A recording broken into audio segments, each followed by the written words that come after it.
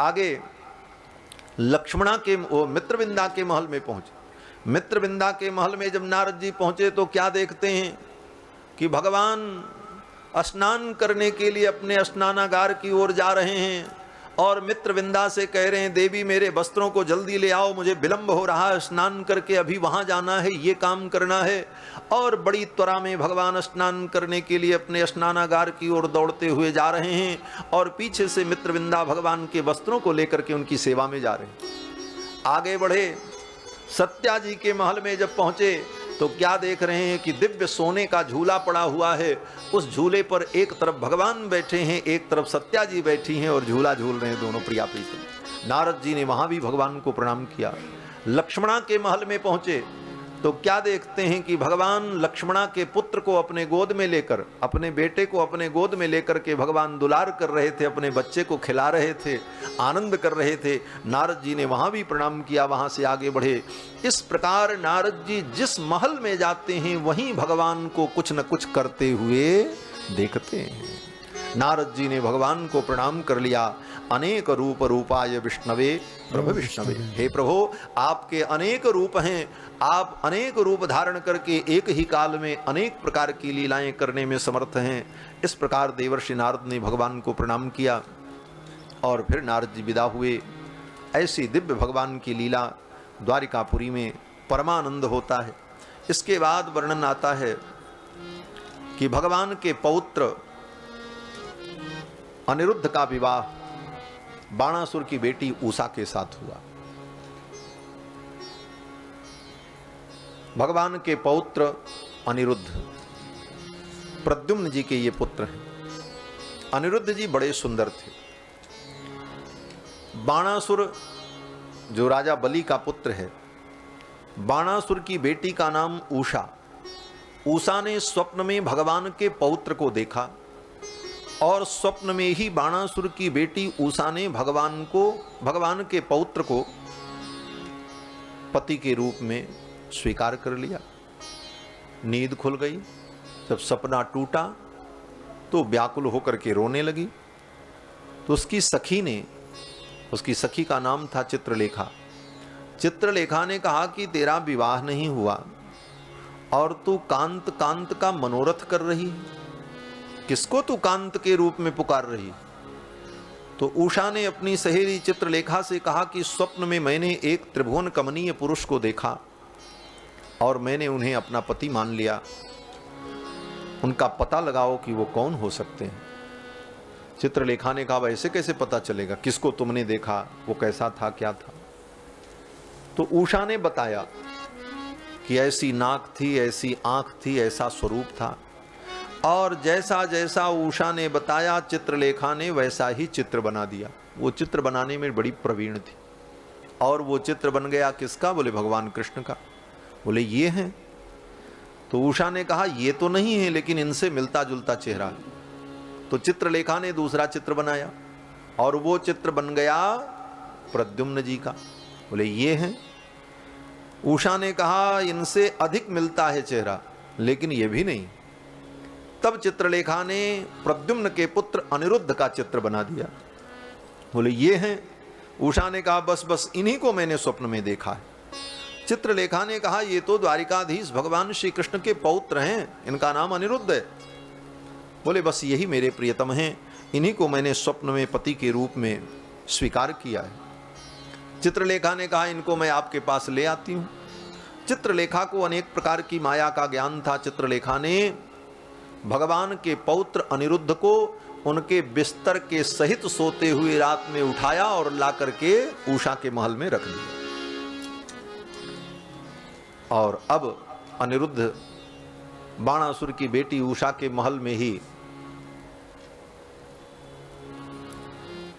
रहने लगे। किसी को यह रहस्य पता नहीं। 4 महीने बीत गया द्वारिकापुरी में और किसी को पता नहीं चला। अपश्यताम चानिरुद्धम तद्बंधूनाम च भारत 4 वार्षिका मासा व्यतीयुर अनुशोचताम। 4 महीने बीत गए, किसी को पता ही नहीं चला कहां है क्या है।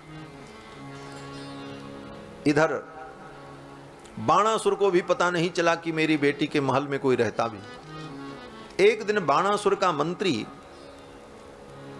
बृहदांड उसका नाम था, उसने उषा को देखा और उषा के मुखमंडल को देखकर वो मंत्री जान गया।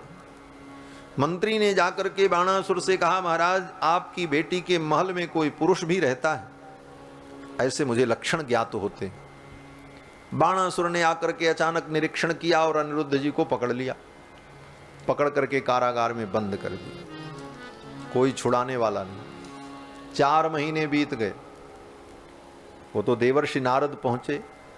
नारद जी ने जाकर के भगवान को प्रणाम किया। भगवान ने पूछा, देवर्षि क्या समाचार है? नारद जी ने कहा, प्रभु आप हमारा समाचार पूछते हो, आपको तो अपना ही समाचार पता नहीं। बोले क्या हुआ? बोले आपका पौत्र 4 महीने से बाणासुर के कारागार में बंद है, कोई छुड़ाने नहीं गया। यदुवंशी इतने बड़े वीर और पराक्रमी बनते हैं, और इतने यदुवंशी बड़े बड़े वीर और यदुवंश का बालक इतने दिन से बाणासुर के कारागार में बंद है, कोई छुड़ाने नहीं गया। तब भगवान ने कहा, देवर्षि यही तो मैं भी सोच रहा था कि 4 महीने हो गए मैंने अनिरुद्ध को देखा नहीं। अब इतना बड़ा परिवार था भगवान का, कौन नाती पोता कहाँ क्या कर रहे हैं, कहाँ जा रहे हैं, कौन कितने दिन के लिए बाहर गया, कौन कब आया, कितना हिसाब रखें भगवान। सोचो भाई, एक एक पुत्रों के 10-10 पुत्र थे, तो अब कौन आया कौन गया, कौन कहाँ पर है, क्या कर रहा है, सब भगवान कृष्ण कहाँ तक देखें। 4 महीने से अनिरुद्ध को नहीं देखा था।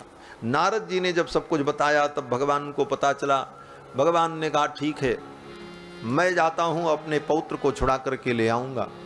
सेना लेकर के, अस्त्र शस्त्र लेकर के भगवान गए हैं और बाणासुर से भगवान का युद्ध हुआ है। ये भगवान के खानदान की यही परंपरा है।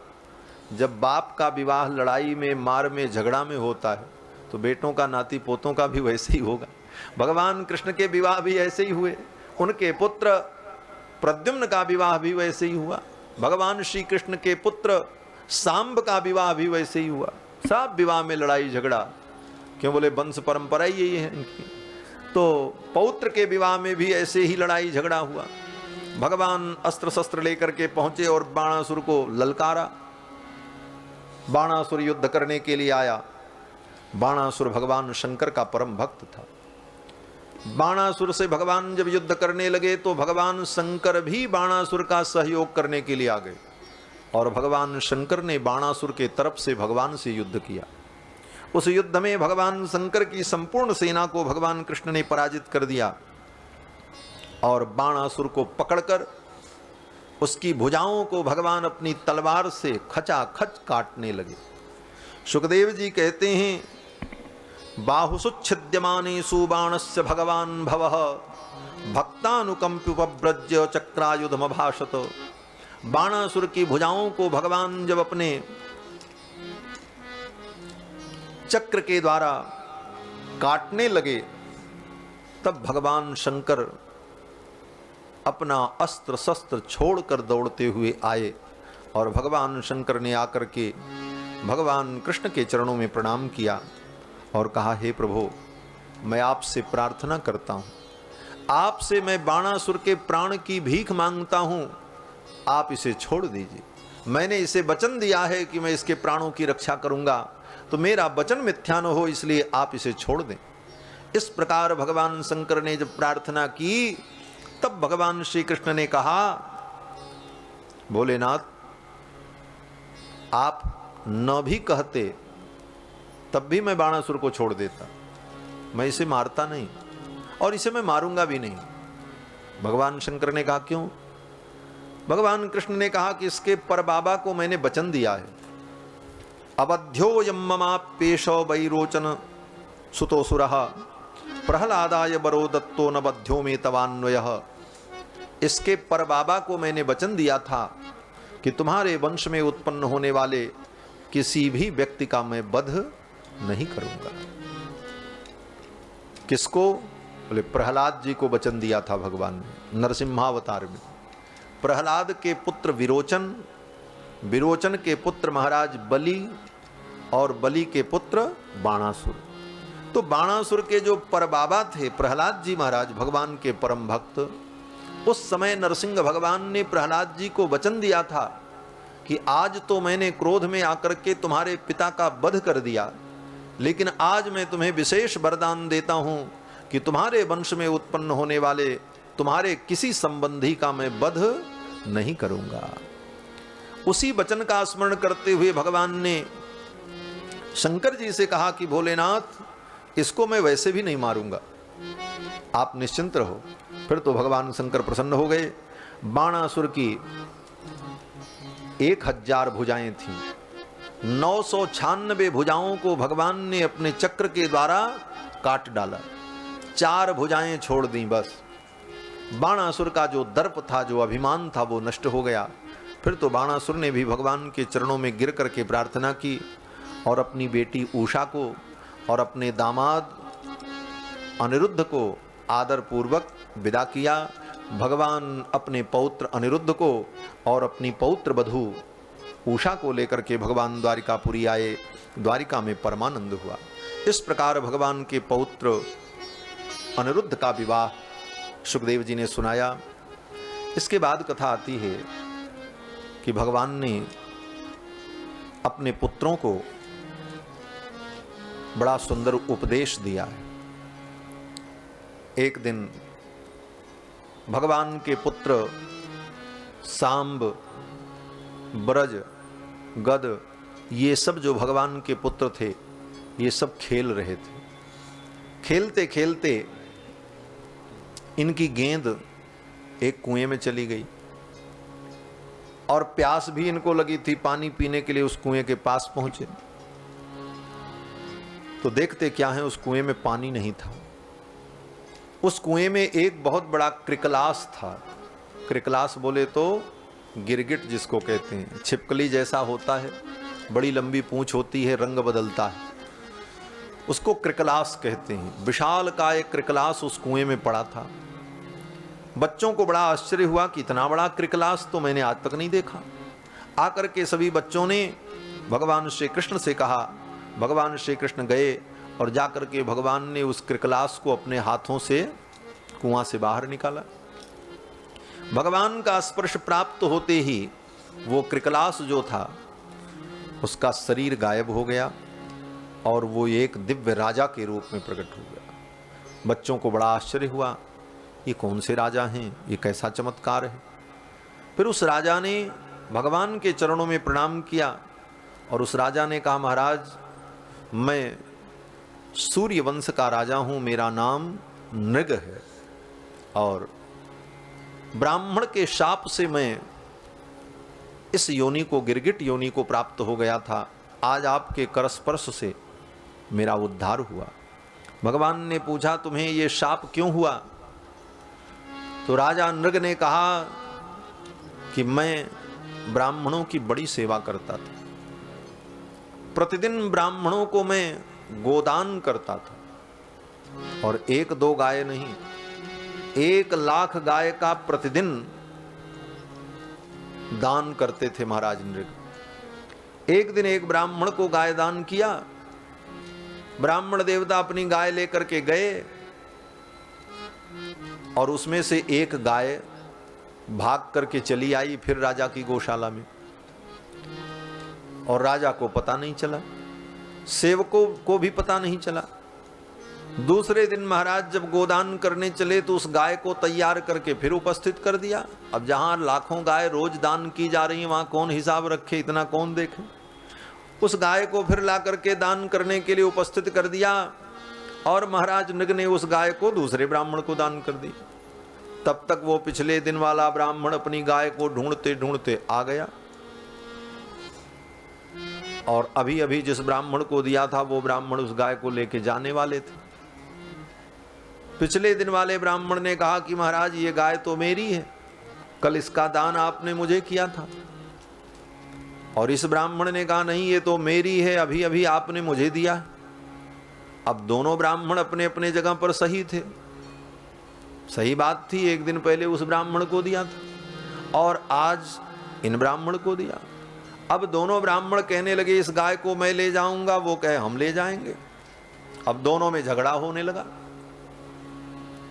तो महाराज नृग जो थे वो समझ नहीं पा रहे थे कि मैं क्या करूं। कभी इस ब्राह्मण की ओर देखें, कभी इस ब्राह्मण की ओर देखें, वो कहें ये मेरी गाय, वो ब्राह्मण कहे मेरी गाय। दोनों के झगड़े को महाराज नृग देख रहे थे। तब तक उन दोनों ब्राह्मणों को क्रोध आ गया। ये देखो, एक ही गाय दो ब्राह्मणों को देकर के इस राजा ने ऐसा विग्रह पैदा कर दिया, ऐसी लड़ाई पैदा कर दी, और ये चुपचाप तमाशा देख रहा है। कभी इधर देखता है, कभी इधर देखता है, रंग बदलता है। जाओ गिरगिट हो जाओ, शाप दे दिया ब्राह्मणों ने। ब्राह्मण के शाप से राजा नृग ही गिरगिट बने। चरणों में गिर करके प्रार्थना की, महाराज मेरा उद्धार कैसे होगा। उन ब्राह्मणों ने कहा कि द्वापर में जब भगवान श्री कृष्ण का अवतार होगा तो भगवान श्री कृष्ण के कर का स्पर्श प्राप्त करके तुम्हारा उद्धार हो जाएगा। आज भगवान के कर स्पर्श से राजा नृग का उद्धार हुआ। दिव्य शरीर प्राप्त करके राजा नृग स्वर्ग चले गए। इस घटना को देखकर बच्चों को बड़ा आश्चर्य हुआ। बच्चे लौट करके जब आए तो भगवान ने अपने सभी पुत्रों को बैठाया दरबार में। भगवान ने सोचा आज मैं अपने पुत्रों को उपदेश करूं, क्योंकि जब भी मेरे वंश का विनाश होगा तो ब्राह्मण के शाप से ही होगा। ये भगवान को मालूम है, लीला ही ऐसी है।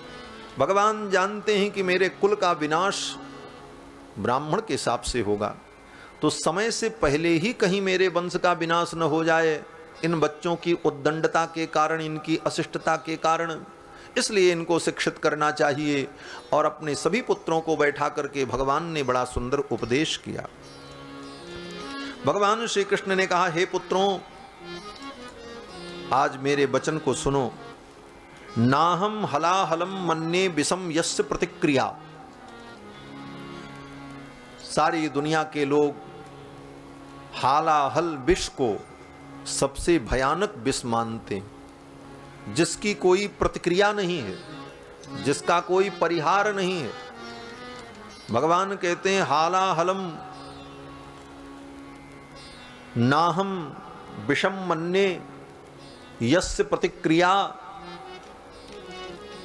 हालाहाल विष की कोई प्रतिक्रिया नहीं होती, लेकिन उस हालाहल विष को मैं विष नहीं मानता। उससे भी भयानक विष अगर कोई है तो क्या हो सकता है। पुत्रों ने कहा, महाराज क्या है। तो भगवान ने कहा, ब्रह्मस्वम ही विषम प्रोक्तम नास्य प्रतिविधिर्भुवि। अगर ब्राह्मण के धन का हरण कर लिया जाए तो ब्राह्मण का धन हालाहल विष से भी ज्यादा भयानक है, व्यक्ति के विनाश का कारण बनता है। इसलिए हे पुत्रों, जीवन में सब कुछ करना, लेकिन ब्राह्मण के धन का कभी हरण मत करना। स्वदत्ताम परदत्ताम वा ब्रह्मवृत्तिम हरेच्चयः। भगवान कृष्ण कहते हैं कि अपने द्वारा दी गई वस्तु हो, आपने स्वयं ब्राह्मण को दान किया हो अथवा किसी दूसरे ने ब्राह्मण को दिया हो, उस धन का अगर व्यक्ति हरण कर लेता है, ब्रह्मवृत्तिम हरेच्चयः 60 वर्ष सहस्राणि विष्टायाम जायते कृमि। वो 60,000 वर्ष तक गंदगी का कीड़ा बनता है। इसलिए हे पुत्रों, जीवन में कभी किसी ब्राह्मण के धन का हरण मत करना, ब्राह्मण के सत्व का हरण मत करना। पुत्रों ने कहा, महाराज अगर वो ब्राह्मण हमें अपशब्द कहें, हमसे उनका विग्रह हो जाए तब। तो भगवान ने कहा, देखो विप्रम कृतागसमपि नैव द्रुह्यत मामकाः घ्रंतम बहुशपंतम वा नमस्कुरुत नित्यशः। वे ब्राह्मण अगर तुम्हें डांट भी दें तो उनको प्रणाम कर लेना। अगर वो तुम्हें शाप भी दे रहे हों तो हाथ जोड़कर प्रणाम कर लेना। नमस्कुरुत नित्यशः, बस प्रणाम ही करना। किस प्रकार से? भगवान कहते हैं यथाहम प्रणमे नित्यम। मुझे देखो, भगवान कहते हैं जिस प्रकार मैं ब्राह्मणों को प्रणाम करता हूं, कोई ब्राह्मण आ जाए कैसा भी हो, मैं अपने सिंहासन से उतर करके उन विप्र देवता के चरणों में प्रणाम करता हूं। इसी प्रकार तुम लोग भी करना, किसी ब्राह्मण का कभी अनादर मत करना।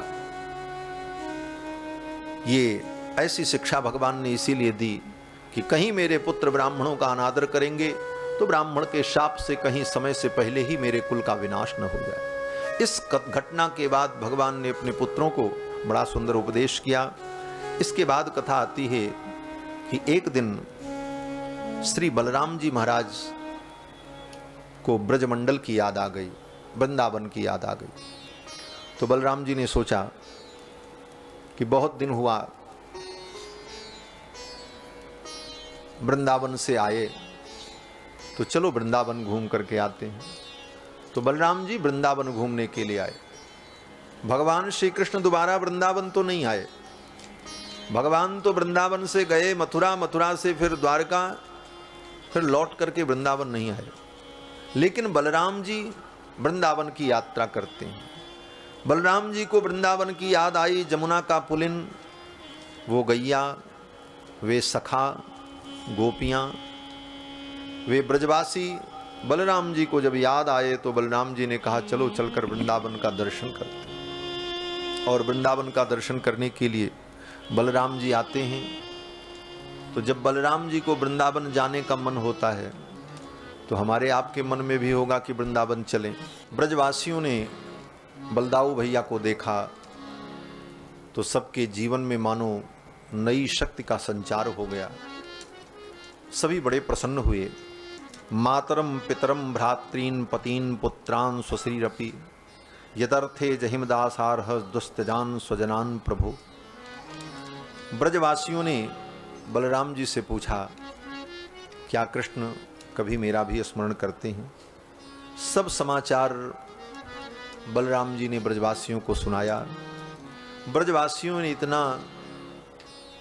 स्नेह दिया और ऐसी अद्भुत सेवा की कि श्री बलराम जी महाराज 2 महीने वृंदावन में रुके।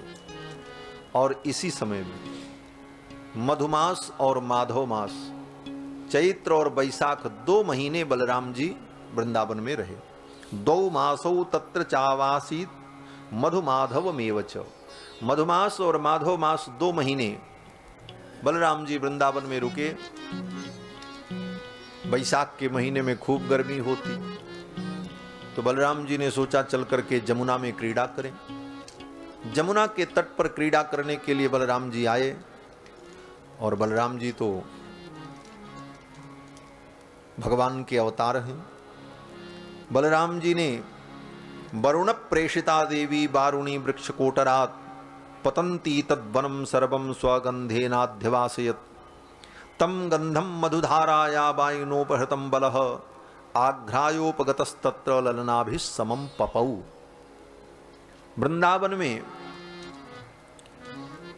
कदम्ब के जो वृक्ष हैं, उन कदम्ब के वृक्षों के कोटर से, कोटर माने वो कदम्ब वृक्ष की जो डालियां बहुत पुरानी हो गई, सूख गई, उसमें कुछ छिद्र हो गया और उसी छिद्र से एक विलक्षण मदिरा टपकती। उस मदिरा को कादंबरी मदिरा कहते हैं, जो कदम्ब वृक्ष से प्रकट होती है। वो बड़ी विलक्षण होती है। वरुण प्रेषिता देवी वारुणी, वरुण देवता ने वारुणी देवी को, मदिरा का ही एक नाम वारुणी है, तो वरुण देवता ने वारुणी देवी को वरुण प्रेषिता देवी वारुणी वृक्ष कोटरात, जो वृंदावन के वो कदम्ब वृक्ष थे, उन कदम्ब वृक्ष के कोटरों से वो वारुणी मदिरा टपकने लगी, कादंबरी टपकने। और उस कादंबरी की सुगंध से पूरा ब्रजमंडल महकने लगा और उस सुगंध से लोग मदमस्त होने लगे। उस वारुणी मदिरा की सुगंध में इतनी मादकता थी कि वायु के द्वारा वो सुगंध जहां तक जाती लोग मत्त हो जाते, उन्मत्त हो जाते। बलराम जी को जब उसकी सुगंध पता चली तो बलराम जी अपनी ललनाओं को लेकर आघ्रायोपगतस्तत्र ललनाभिसमं पपौ, और जाकर के अपनी अंजलि में उस गिरती हुई कादंबरी वारुणी को लेकर के बलराम जी ने पान किया। बलराम जी ने जब कादंबरी का पान किया तो मदाघूर्णित लोचन, बलराम जी के नेत्र लाल लाल हो गए। देखो भाई, इसको आप ये मत समझना कि वरुण जी मदिरा पीते हैं, ओ बलराम जी ने मदिरा पिया इसलिए मदिरा पीना धर्म है। ये मदिरा दैवीय विलक्षण पेय पदार्थ है, जो बलराम जी का विशिष्ट पेय पदार्थ माना गया है। वो देवताओं के संकल्प से वृक्ष के द्वारा प्रकट होती थी, वो सर्वत्र सबको उपलब्ध ही नहीं है, और बलराम जी का वो परम पेय पदार्थ है।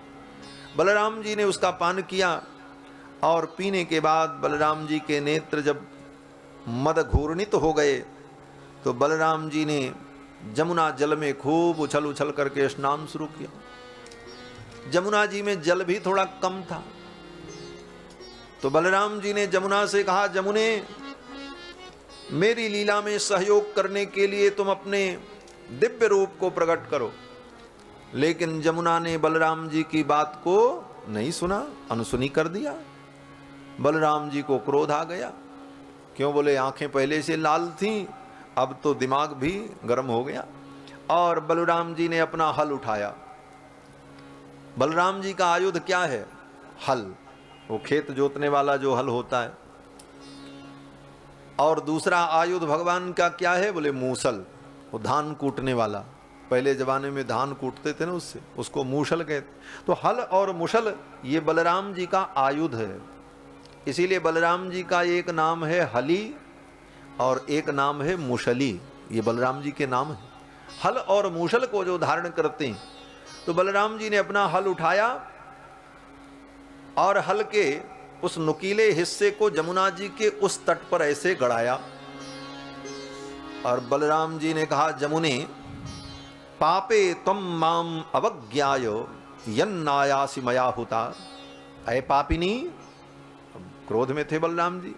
बलराम जी कहते हैं, अय पापिनी, पापे, मेरे बुलाने पर मेरी लीला में सहयोग करने के लिए तुम नहीं आई, तो इसका दंड तुम्हें मिलेगा। आज मैं तुम्हारे स्वरूप को ही समाप्त कर दूंगा।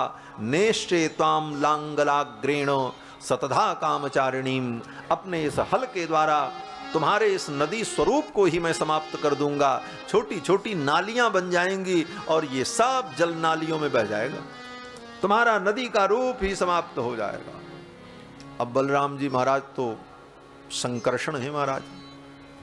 बलराम जी के क्रोध को देख करके जमुना भयभीत हो गई और जमुना जी प्रकट हो गई।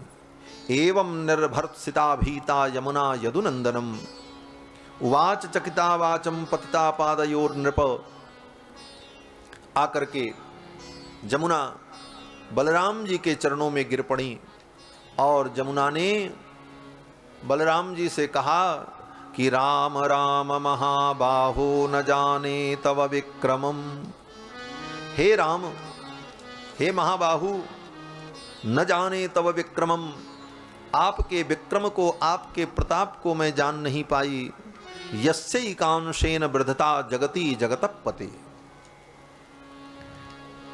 हे प्रभु, आप इस सारे जगत को अपने मस्तक पर धारण करते हैं, आप शेषावतार हैं। मैं आपके स्वरूप को नहीं समझ सकी, आप मुझे क्षमा करें। इस प्रकार जमुना ने आकर के जब प्रणाम किया तो बलराम जी का क्रोध शांत हो गया और जमुना ने बलराम जी की लीला में सहयोग किया और बलराम जी ने वृंदावन में खूब आनंद से लीला की। इस प्रकार बलराम जी की वृंदावन यात्रा होती है। इसके बाद कथा आती है कि भगवान ने पौंड्रक नाम के राजा का वध किया। कारूस देश का राजा पौंड्रक अपने को भगवान कहता था। पौंड्रक के दोस्तों ने, उसके यारों ने, मित्रों ने उसको खूब बहका दिया।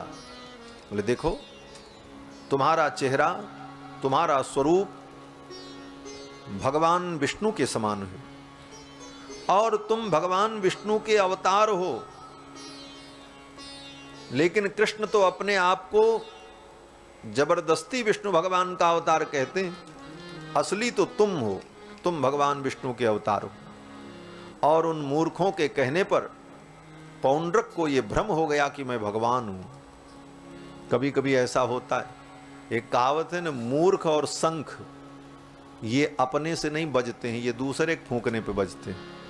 शंख अपने से नहीं बजता, कोई दूसरा फूंके तो वो बजने लगता, को बोलता है पों पों। और मूर्ख का भी यही लक्षण है कि वो दूसरे की बुद्धि से जो जो समझा दे वही समझ में आ जाता। तो पौंड्रक को इस प्रकार जब समझाया उसके मूर्ख मित्रों ने, तो उसको यही समझ में आया कि हम ही भगवान हैं। अब महाराज वो क्या करे, पीतांबर पहनकर, मोर मुकुट लगाकर, नकली 2 हाथ लगाकर, शंख चक्र लेकर कभी विष्णु का रूप धारण करे, कभी वासुदेव बन जाए। इस प्रकार विभिन्न रूप बना करके वो अपने को भगवान विष्णु का अवतार बताता था। सब लोग आकर के भगवान से कहने लगे, प्रभु वो अपने को विष्णु अवतार कहता है, आप कुछ करो कुछ करो। तो भगवान ने कहा समय आएगा तो कुछ करेंगे। एक दिन उस बदमाश ने क्या किया, पौंड्रक ने, बोले भगवान को सूचना भेजी, बोले द्वारकाधीश आप विष्णु नहीं हैं, असली विष्णु तो मैं हूं, इसलिए मेरी आज्ञा है कि तुम जो चक्र धारण करते हो ये चक्र धारण करना छोड़ दो, चक्रधारी तो मैं हूं। और वो बदमाश नकली चक्र लेकर के घुमाता था। भगवान को जब सूचना मिली तो भगवान ने कहा ठीक है, अब आज निर्णय हो ही जाएगा कि असली विष्णु कौन है। भगवान पहुंचे और भगवान ने कहा, पौंड्रक तुमने कहा कि चक्र धारण करना छोड़ दो, तो लो मैं अपने चक्र को अब छोड़ रहा हूं, अब तुम संभालो, अगर तुम भगवान हो तो इसे धारण कर लेना। ऐसा कह करके भगवान ने चक्र छोड़ा। अब भगवान के सुदर्शन चक्र के सामने वो पौंड्रक का नकली चक्र, वो नाटक में जैसे सब दिखाते हैं उसी प्रकार का नकली चक्र था, अपना घुमाता उमाता था। अब भगवान का सुदर्शन चक्र जब आया तो उसकी हैकड़ी गुम हो गई, सिट्टी पिट्टी गुम हो गई, और भगवान के सुदर्शन चक्र ने पौंड्रक का शिरच्छेद कर दिया। पौंड्रक का मित्र काशी नरेश, काशी का राजा, वो उसकी चापलूसी करता था। वो आया युद्ध करने के लिए तो भगवान ने काशी नरेश को भी मार दिया। काशी नरेश के सिर को काट करके भगवान श्री कृष्ण ने काशी में फेंक दिया, महल के द्वार पर जाकर के गिरा। काशी नरेश के पुत्रों ने अपने बाप का सिर देखा, सब रोने लगे। सबने कहा कि कृष्ण ने मारा है तुम्हारे पिता को। तो काशी नरेश के पुत्रों ने भगवान श्री कृष्ण को मारने के लिए अभिचार विधानेन शौचाग्नि प्रमथैर्व्रतः, काशी के बड़े बड़े विद्वानों को बुला करके अभिचार यज्ञ करवाया, तांत्रिक यज्ञ कराया। और उस तांत्रिक यज्ञ के द्वारा कृत्या प्रकट की कि ये कृत्या जाकर के कृष्ण को मार दे। कोई कृत्या, कोई मंत्र तंत्र भगवान कृष्ण को क्या मारेगा। लेकिन मंत्रों की भी अपनी सीमा है, प्रभाव है, मंत्र व्यर्थ नहीं होते, इसलिए कृत्या तो प्रकट हुई और वो कृत्या भगवान श्री कृष्ण की ओर चल पड़ी, लेकिन वो भगवान को मार नहीं पाई। वो कृत्या आई, भगवान के सुदर्शन चक्र ने उस कृत्या को भस्म कर दिया। कृत्या वृत्या विलिल्ले सलभ सुलभया यत्र चित्र प्रभावे, सुदर्शन चक्र ने उस कृत्या को विलीन कर लिया, निगल गए। और फिर सुदर्शन चक्र काशी की ओर चल पड़े। सुदर्शन चक्र भगवान का काशी की ओर चला। अब तो काशी के जितने लोग थे सब भयभीत होकर के भागने लगे। भगवान शंकर जो काशी के स्वामी हैं, विश्वनाथ, काशी के अधिपति, भगवान शंकर ने भगवती पार्वती का हाथ पकड़ा और भगवान शंकर ने कहा देवी भागो। पार्वती जी ने कहा क्या हुआ। भगवान शंकर ने कहा कि कृष्ण भगवान का सुदर्शन चक्र आ रहा है, आज पूरी काशी दग्ध हो जाएगी, इसे कोई बचा नहीं सकता, इसलिए अपने प्राणों की रक्षा के लिए हमें भी भागना पड़ेगा। भगवान शंकर ने भगवती पार्वती को लेकर के काशी छोड़ दिया। निन्ने वन्नेव काशी दवसिख जटिल ज्योतिषा ये नदाहम कृत्या वृत्या विलिल्ले सलभ सुलभया यत्र चित्र प्रभावे रुद्रोप्यद्रेर दुहित्रा गिरि गुहन गुहा यद भयाद अभ्ययासीत। भगवान शंकर पार्वती को लेकर के सुदर्शन चक्र के तेज को देखकर काशी छोड़ करके चले गए और जाकर के वन में शरण ली और भगवान के सुदर्शन चक्र ने संपूर्ण काशी को दग्ध कर दिया, जला दिया। दग्ध्वा वाराणसीम सर्वाम विष्णोश्चक्रम सुदर्शनम। भगवान विष्णु के सुदर्शन चक्र ने संपूर्ण काशी को दग्ध कर दिया, जला करके राख कर दिया। जब सारी काशी जल गई तब भगवान शिव पार्वती को लेकर के आए, भगवान के चरणों में प्रणाम किया। भगवान से शंकर जी ने कहा, केशव आपने बड़ी कृपा की, मेरी काशी को आपने अपने चक्र के द्वारा पवित्र कर दिया। अब ये मेरी काशी आपकी पूरी हो गई, ये केशव की पूरी हो गई। और फिर भगवान शंकर ने काशी में आदि केशव भगवान की पूजा की है। आज भी काशी में आदि केशव भगवान का मंदिर है। काशी जाए तो आदि केशव भगवान का दर्शन जरूर करना चाहिए। इस प्रकार भगवान शंकर ने आदि केशव भगवान की पूजा की। भगवान कृष्ण ने काशी को दग्ध कर दिया और फिर भगवान शंकर और पार्वती आकर के काशी में पुनः निवास करते हैं। ये सब कथाएं सुखदेव जी ने राजा परीक्षित को सुनाई। इसी क्रम में एक विशेष सूचना कि आज की कथा में उच्च न्यायालय दिल्ली के न्यायाधीश माननीय संगीता जी आज कथा में उपस्थित हैं। उनका स्वागत बहुमान और कथा लगभग 45 मिनट और होगी, तो कथा के समापन तक तो रहना ही होगा। तो क्योंकि बीच में कथा से उठ के जाना, अब समापन हो जाए तो आरती का दर्शन करके ही जाएंगी। आरती के समय में बहुमान सम्मान का जो कार्यक्रम है वो होगा और आज कथाओं को समेटना भी है क्योंकि बहुत कथा है। कितनी कथा हम सुनावें आपको। हरि अनंत हरि कथा अनंता, कहीं सुनहि बहुविधि सब संता। भगवान की कथा तो इतनी है कि हमारा आपका ये जीवन छोटा पड़ जाएगा और कथा का कभी अंत नहीं हो सकता। आपको बतावें, हमारे अयोध्या में पूज्य रामायणी जी महाराज भागवत की कथा रोज 2 घंटे सुनाते थे। हम लोग सुनने जाया करते थे बचपन में और 12 वर्ष तक उन्होंने कथा सुनाई। और भागवत में कहाँ तक पहुंचे? बोले 10वें स्कंद तक। 12 स्कंद है, 10वें स्कंद में केवल पहुंचे 12 वर्ष में, और रोज 2 घंटे कथा होती थी। अयोध्या छोड़ करके वो कहीं जाते ही नहीं थे बाहर, उनका नियम था। अयोध्या छोड़ करके वो कहीं जाते नहीं थे। अयोध्या में अखंड निवास उनका था और रोज शाम को 2 घंटे भागवत जी की कथा सुनाते थे, 2 बजे से 4 बजे उनका नियम था। और 12 वर्ष उन्होंने कथा सुनाई और भागवत पूरी नहीं हुई, 10वें स्कंद तक पहुंचे। तो शिष्य लोग, भक्त लोग जो सुनने आते थे, हम लोग सब जाते थे सुनने के लिए। कोई बहुत बड़ा आयोजन नहीं होता था, एक हाल कमरा था जिसमें 15-20 लोग बैठ जाएं, ज़्यादा से ज़्यादा 40 लोग, और उसी में महाराज जी कथा करते थे। न कोई माइक, न कोई यंत्र, न कोई साज सज्जा। एक उनकी अपनी व्यासपीठ होती थी, नीचे दरी पर जमीन पर सब संत महात्मा बैठते थे। संत महात्मा ही कथा सुनने आते थे और वो 25-30 लोग सुनते थे और महाराज जी बड़े भाव विभोर होकर भागवत की कथा सुनाते। 12 वर्ष में 10वें स्कंद तक पहुंचे तो सब वैष्णव लोग, भक्त लोग पूछते थे, महाराज जी इस गति से आप भागवत सुनाएंगे तो ये कब पूरी होगी? लगता है ये तो पूरी ही नहीं होगी। और महाराज जी की वृद्धावस्था भी थी। तो महाराज जी कहते थे, भैया हम तो चाहते हैं कि ये कथा पूरी न हो। बोले क्यों? बोले ये कथा न पूरी हो, हमारा जीवन पूरा हो जाए, हमारा जीवन समाप्त हो जाए, लेकिन ये कथा समाप्त न हो। तो भक्तों ने कहा, महाराज इससे आपको क्या लाभ मिलेगा? तो महाराज जी कहा करते थे कि कथा पूरी नहीं होगी, हमारा जीवन पूरा हो जाएगा और कथा अधूरी रह जाएगी तो भगवान हमको फिर भेजेंगे, कहेंगे जाओ कथा पूरी करके आओ, तो मैं फिर आऊँगा और फिर कथा सुनाऊंगा। ऐसी उनकी भावना थी।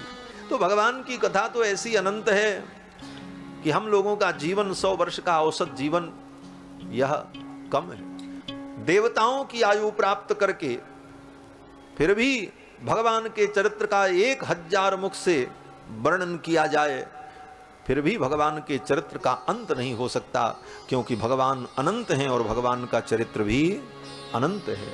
हरि अनंत हरि कथा अनंता, कहीं सुनहि बहुविधि सब संता। तो आगे की हम चर्चा करें उसके पहले बीच में ही एक कार्यक्रम गीता भवन मंदिर के ट्रस्टीगण व्यासपीठ पर बहुमान सम्मान का कार्यक्रम करेंगे, व्यासपीठ का पूजन करेंगे। तो गीता भवन मंदिर के ट्रस्टी लोग आवें, उनका स्वागत है और उनके द्वारा व्यासपीठ का बहुमान सम्मान हो। बोलो सियापति रामचंद्र महाराज की जय, बोलो शंकर भगवान की जय। मैं आदरणीय महाराज जी, समस्त बंधुवर, माताओं, बहनों एवं धर्म प्रेमी सज्जनों, पिछले 7 दिनों से हम महाराज जी के मुखारबिंद से श्रीमद् भागवत कथा का श्रवण कर रहे थे।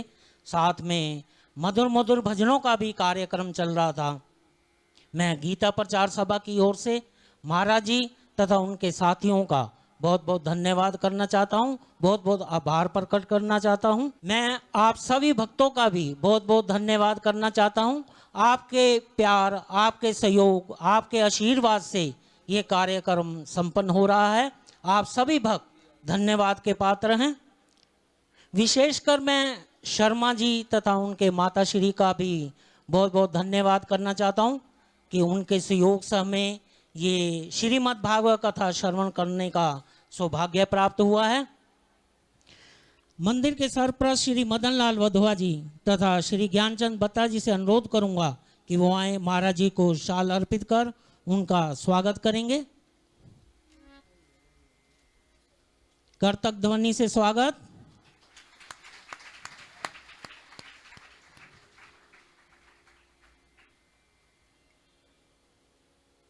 हमारे बीच हमारी बहन कमलेश विरवानी जी तथा श्रीमती बहन लाज सचदेवा जी आई हुई हैं। उनसे अनुरोध है कि वो आए, माता श्री को शाल अर्पित कर उनसे आशीर्वाद ग्रहण करेंगी। जोरदार करतक ध्वनि से स्वागत।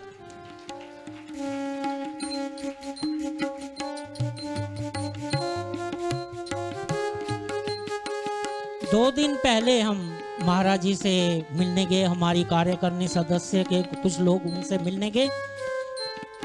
अगले साल हमने उनसे विनती की कि हमारे यहाँ भी आप दोबारा कथा करें। उन्होंने स्वीकृति दी है तथा जब भी ये कार्यक्रम तय होगा आप सभी को सूचित कर दिया जाएगा।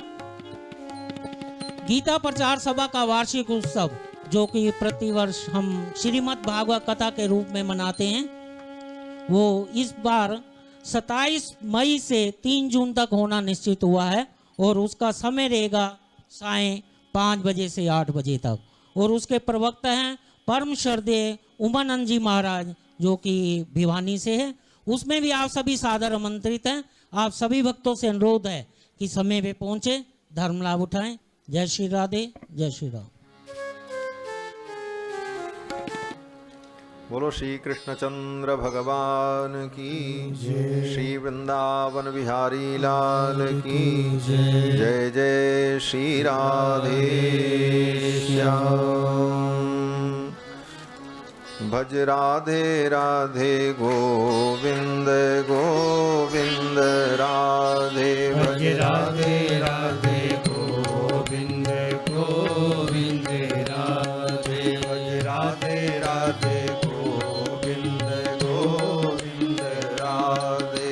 राधे राधे गोविंद गोविंद राधे, भज राधे राधे गोविंद राधे राधे।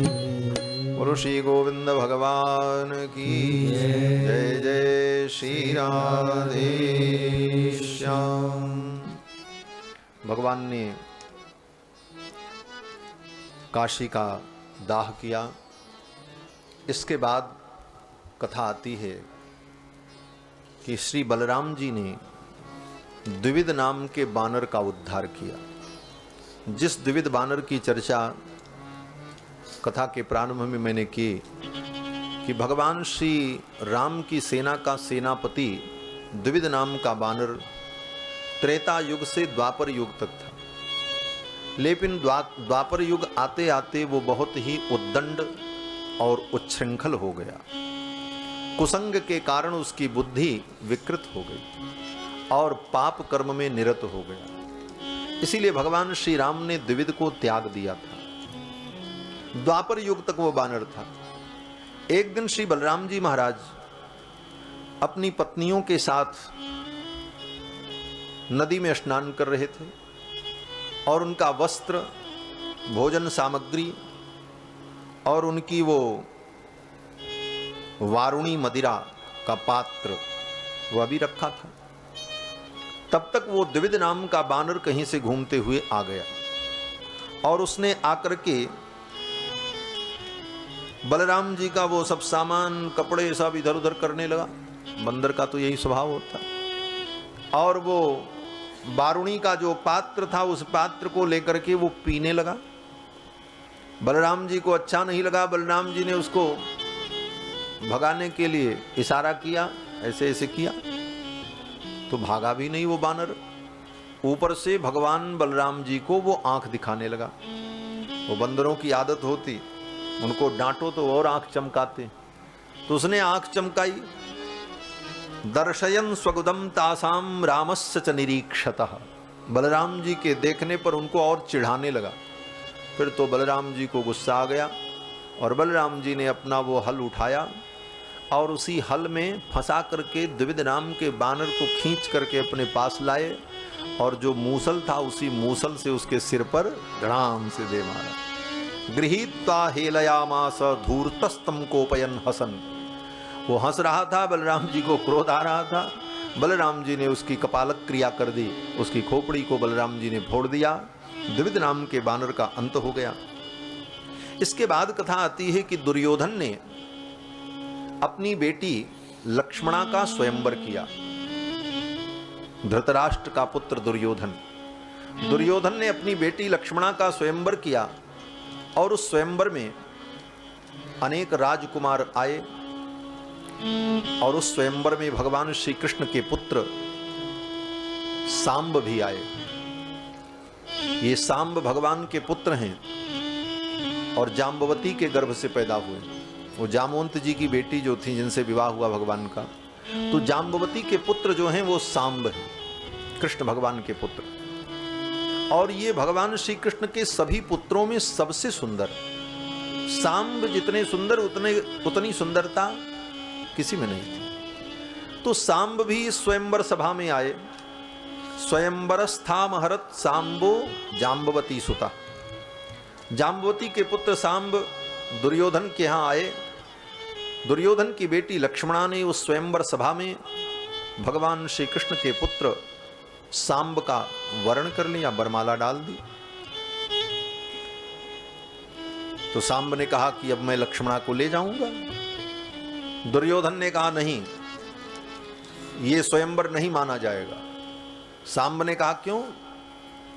दुर्योधन ने कहा कि मैं अपनी बेटी का विवाह द्वारिकाधीश कृष्ण के बेटे से नहीं कर सकता, इसलिए इस स्वयंवर को मैं निरस्त करता हूं, फिर से स्वयंवर होगा।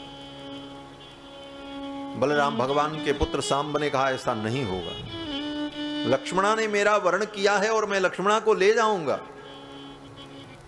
क्यों? बोले जैसे बाप वैसे नहीं बेटा होंगे। पिताजी ने भी यही सब किया था, सब जगह विवाह में, स्वयंवर में लड़ाई झगड़ा। तो सांब ने कहा मैं तो ले जाऊंगा। दुर्योधन ने कहा बंदी बना लो सांब को। दुर्योधन के सिपाहियों ने भगवान कृष्ण के पुत्र सांब को बंदी बना करके कारागार में डाल दिया। कृष्ण भगवान को यह बात पता चल गई कि मेरे बेटे को दुर्योधन ने बंदी बना लिया है। लेकिन भगवान ने सोचा कि अब मैं जाऊं छुड़ाने के लिए, ये ठीक नहीं। युद्ध होगा और युद्ध होगा तो बलराम जी नाराज हो जाएंगे। क्यों? क्योंकि दुर्योधन बलराम जी का चेला है। दुर्योधन ने बलराम जी से गदा युद्ध सीखा है और अर्जुन भगवान का चेला है। और अर्जुन दुर्योधन दोनों विरोधी हैं। तो भगवान ने सोचा उस विरोध के कारण कहीं ऐसा न हो कि भैया ये मान लें, बलराम जी ये मान लें कि कृष्ण ने जाकर के जानबूझ करके ये युद्ध किया, तो हम भाई भाई में ही झगड़ा न हो जाए। इसलिए भगवान चुपचाप बैठे रहे, सब कुछ बलराम जी के ऊपर डाल दिया। और नारद जी आए। नारद जी ने आकर के कहा बलराम जी से कि आपका चेला इतना उद्दंड हो गया कि आपके भतीजे को बंदी बना लिया, ये आपका अपमान नहीं? और अभी तक कोई उसे छुड़ाने नहीं गया, कृष्ण भी नहीं गए, और आप तो बड़े पिता हो, आपका भतीजा है, आपको जाकर के अपने भतीजे को छुड़ा करके ले आना चाहिए। बलराम जी ने कहा दुर्योधन की इतनी हिम्मत, दुर्योधन ने मेरे भतीजे को बंदी बना लिया, मैं देखता हूं। बलराम जी आए, पहले तो दुर्योधन को समझाया। दुर्योधन ने कहा गुरुजी आप हमारे इस मामले में मत पड़ो, ये हमारा और कृष्ण का मामला है, मैं अपनी बेटी का विवाह उनके पुत्र से नहीं कर सकता।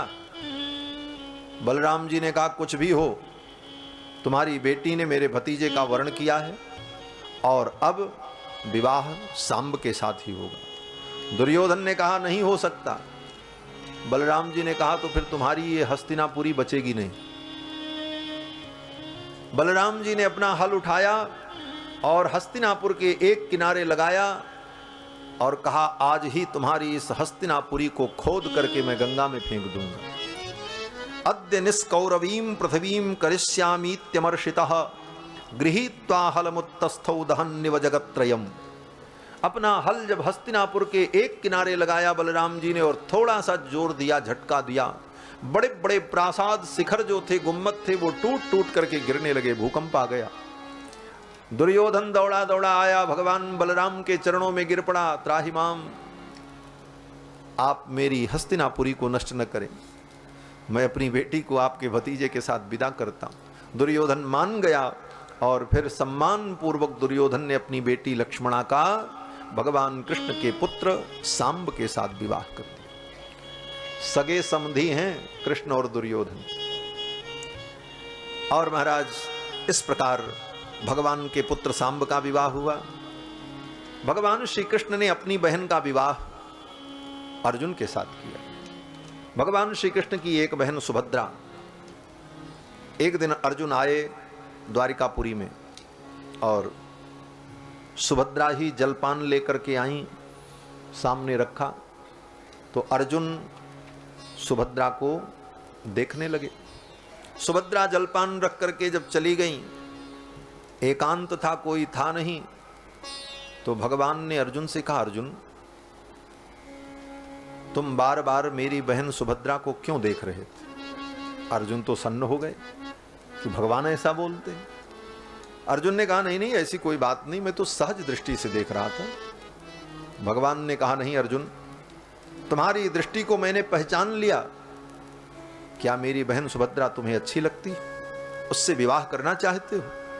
अब तो अर्जुन संकुचित हो गए। भगवान ने कहा अर्जुन मैं भी चाहता हूं कि मेरी बहन सुभद्रा का विवाह तुम्हारे साथ हो जाए, लेकिन भैया बलदाऊ चाहते हैं कि सुभद्रा का विवाह दुर्योधन के साथ हो, लेकिन मैं नहीं चाहता क्योंकि दुर्योधन का भविष्य ठीक नहीं है। मेरी बहन के साथ कल कुछ ऊंच नीच हो जाए ये ठीक नहीं, इसलिए मैं चाहता हूं कि सुभद्रा का विवाह तुम्हारे साथ हो। लेकिन बलराम जी मेरी बात मानेंगे नहीं। तो अर्जुन ने कहा तो मैं क्या कर सकता हूं? भगवान ने कहा एक काम करो, तुम मेरी बहन का हरण कर लो। बोले बलराम जी हमें जिंदा नहीं छोड़ेंगे, मार डालेंगे। अगर उन्हें पता चल गया कि अर्जुन ने ये किया तब तो हमारी बोटी बोटी कर देंगे, तब मैं क्या करूंगा?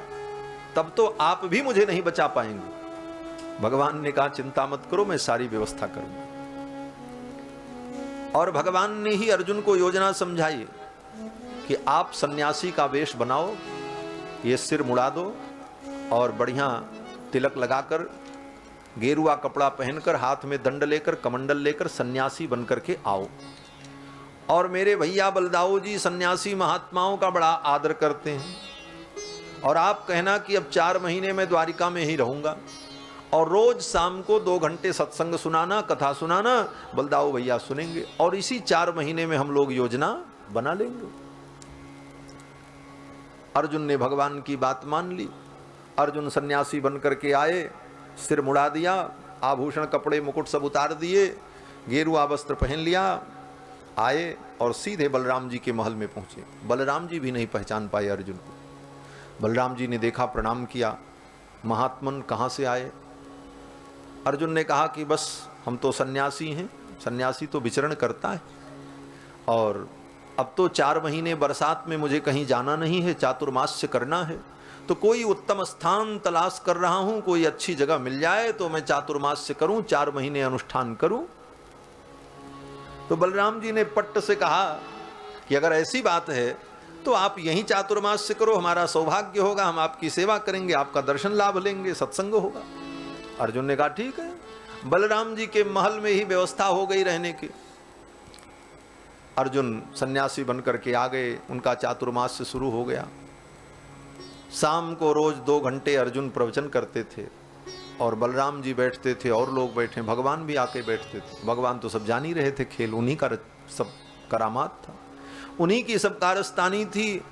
अर्जुन प्रवचन करते और बलराम जी सुनते, बड़े भाव विभोर होते, वेद वेदांत की खूब व्याख्या अर्जुन सुनाते। जब कथा समाप्त हो जाती तो बलराम जी बड़ी प्रशंसा करते। बलराम जी भगवान कृष्ण से कहते, कृष्ण ये सन्यासी तो बड़े विद्वान हैं, बड़े ज्ञानी हैं, शास्त्र की ऐसी सुंदर व्याख्या करते हैं, आनंद आ जाता है।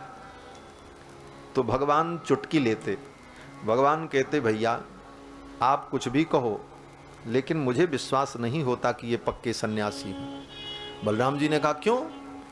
भगवान ने कहा कि जवान जोगी वैद्य रोगी का विश्वास नहीं करना चाहिए, मुझे तो कुछ गड़बड़ ही लगता है। तो बलराम जी ने कहा कन्हैया तो बहुत नटखट है। ऐसा नहीं, महात्मा हैं, मैं बहुत नजदीक से उन्हें जानता हूं और इतने दिनों से हम सत्संग कर रहे हैं। भगवान ने कहा ठीक। धीरे धीरे 4 महीना बीत गया। कभी कभी भगवान भी आते थे सत्संग में, और सत्संग करने तो भगवान आते नहीं थे, भगवान तो अपनी योजना समझाने अर्जुन को आते थे, अब आगे का क्या प्रोग्राम, यही बताने के लिए भगवान आते थे। तो जब 4 महीने बीत गए, 2 दिन बचा, तो भगवान आए और भगवान ने कहा अर्जुन अब देखो चातुर्मास्य व्रत पूरा होने वाला है। बलराम जी पूरे विश्वास में आ चुके हैं। अब बलराम जी से, भैया से कहना कि 4 महीने हमने फलाहार किया है, 4 महीने का व्रत पूरा हुआ है, अब हम अन्न ग्रहण करेंगे। और अन्न कैसे ग्रहण करेंगे?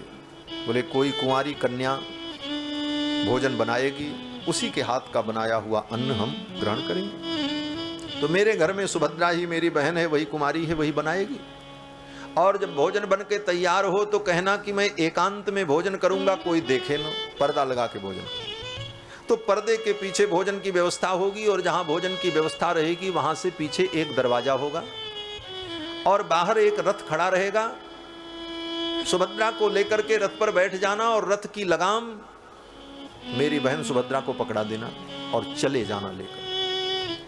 अर्जुन ने कहा उसके बाद क्या होगा?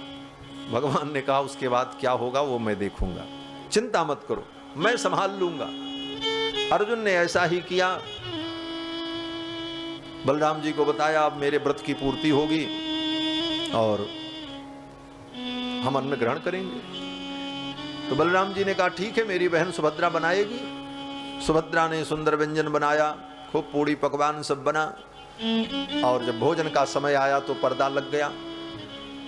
पर्दे के अंदर अर्जुन बैठे, सुभद्रा परोसने के लिए बैठी, बलराम जी बाहर बैठे, भगवान भी पहुंच गए। भगवान भी बलराम जी के बगल बैठ गए और भगवान ने कहा भैया ये सन्यासी जी रोज ऐसे पर्दे में ही भोजन करते थे कि आज ही ऐसा कर रहे हैं? तो बलराम जी ने कहा नहीं, ऐसा तो नहीं था, रोज तो सामने ही भोजन करते, लेकिन आज अन्न ग्रहण कर रहे हैं ना, अन्न का तो विशेष नियम होता है। फल फलाहार तो किसी के हाथ का भी चलता है, कहीं भी चलता है, लेकिन अन्न के ग्रहण में नियम होता है, इसलिए उन्होंने ऐसा नियम बनाया होगा। बोले अच्छा। अब भीतर भगवान बाहर बैठे हैं, अर्जुन और सुभद्रा भीतर।